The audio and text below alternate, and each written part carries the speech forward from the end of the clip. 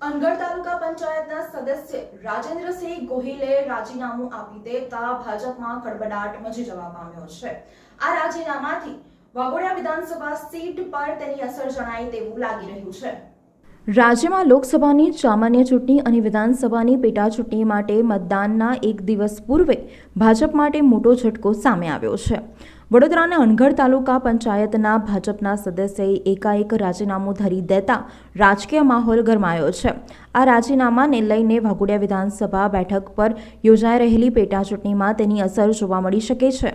અનગઢ તાલુકાના પંચાયત સદસ્ય રાજેન્દ્રસિંહ ગોહિલ દ્વારા ભાજપમાંથી રાજીનામું આપી દેવાની જાહેરાત કરવામાં આવી છે। રાજીનામા પાછળનું કારણ રૂપાલાના વાણીવિલાસ અને અનગઢના પોતાના સમાજના યુવાને પોલીસ દ્વારા ઢોર માર મારવામાં આવ્યો હોવાનું જણાવી રહ્યા છે। તો બીજી તરફ અગ્રણીનું એકાએક રાજીનામું આપી દેતા રાજકીય મોરચે ગરમાટો ફેલાઈ ગયો છે। આજથી હું રાજેન્દ્ર મંગલસિંહ ગોહિલ, તાલુકા પંચાયત સભ્ય, પૂર્વ તાલુકા પંચાયત ઉપપ્રમુખ, રૂપાલા સાહેબની જે ક્ષત્રિય સમાજને વાણી વિલાસ કરી હતી, એ વાણી વિલાસથી હું ઘણા સમયથી વિચારતો હતો કે હું રાજીનામું આપું,